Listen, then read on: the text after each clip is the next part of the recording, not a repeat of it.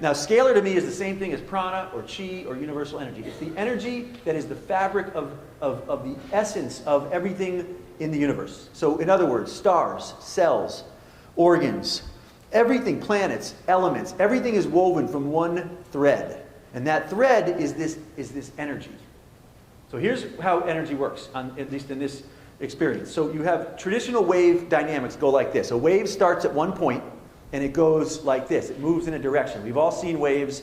They move from one point to another. The key with scalar energy is that scalar energy does not work in a direction. As soon as you have magnitude and movement in a direction, it is no longer scalar energy. That make sense? So in other words, here's what a scalar wave will do. Here's how a scalar wave looks.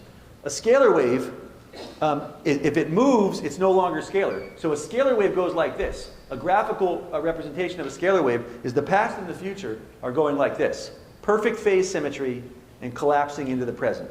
There's no movement. It's not a wave like we think of a wave. It's a field. And that field is all around us perpetually. Why is that important? Because from my perspective, whenever you have positive, negative, and you collapse it perfectly, it shifts.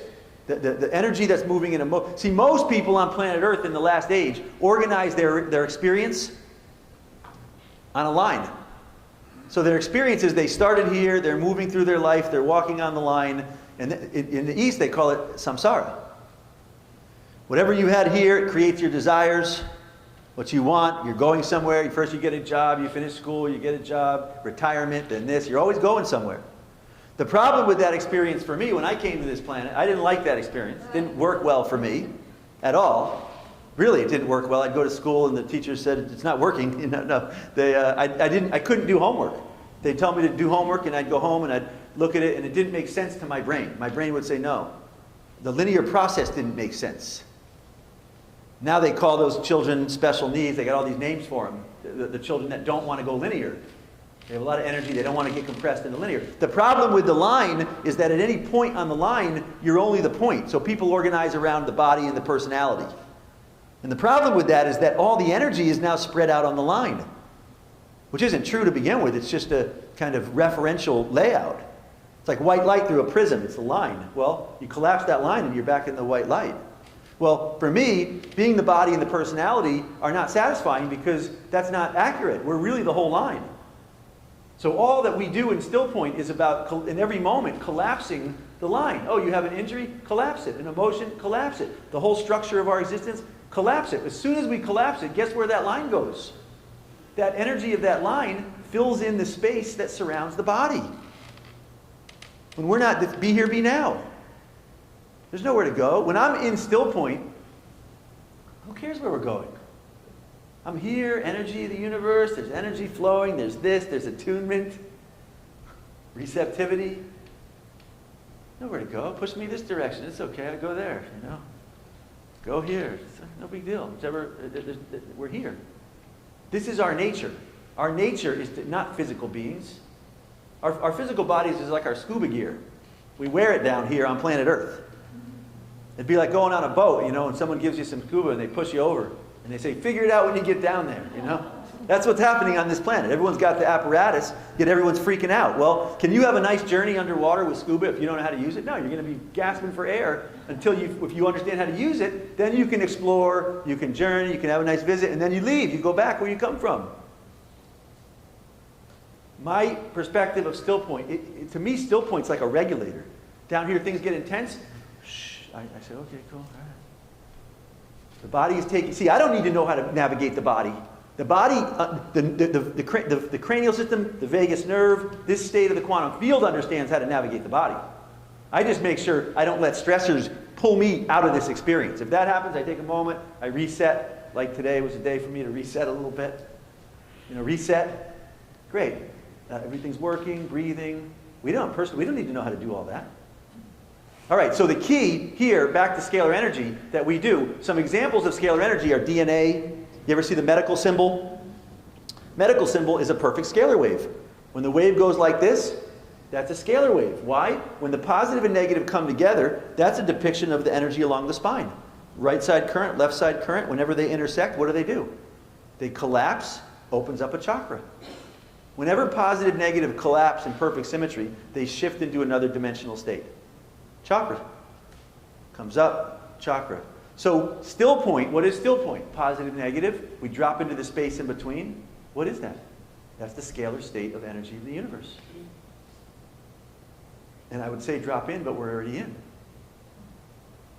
Right? Now in the laser, what we do in the laser is we take different waveforms and we collapse them. This is our proprietary patented process. We collapse the waves. When the positive and negative collapse, guess what they do? They dissolve and open up another space, a nonlinear space. And what does that do? When we use that over the body, it says to the cells, the emotions, it says, yoo-hoo, why are you holding on to polarity? Here's neutrality. That's why people unwind. Unwinding, to me, is what happens when people start to shift back into neutrality. Body breathes, relaxes. By the way, I didn't make this up. There's a famous book. Anyone heard of Relaxation Response?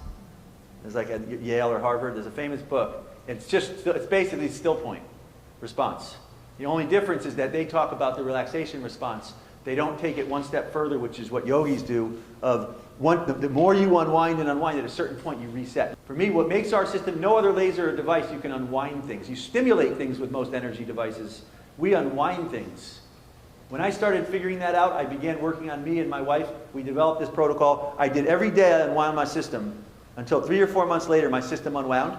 Little baby comes here, it starts bumping around, bumps into something, starts crying, holds on to it, goes on to another thing, an emotional thing, keeps going. It doesn't learn to clear and process stress.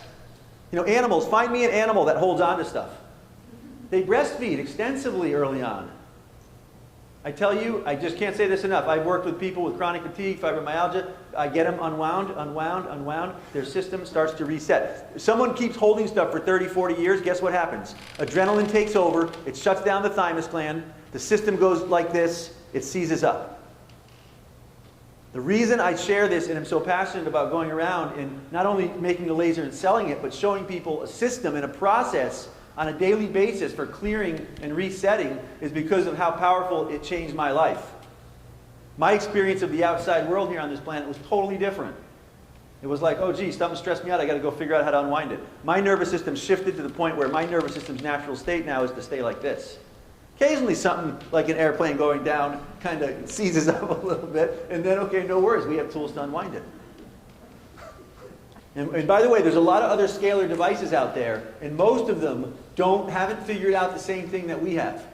So a lot of the scalar stuff out there, I feel it, and it's like energy. It's like feeling, wow, I can feel energy, but I'm not looking to feel energy. My goal is I don't want to feel energy. Great, you can show me you can send energy. Well, great, so can a power plant create energy. That's not exciting to me. What's exciting to me is having energy that is subtle and in a state that can invite things and induce things to unwind and open up to their true potential. That's what gets me excited. I don't want energy to fix it. I want a subtle opening so that systems can return to their natural state of energy.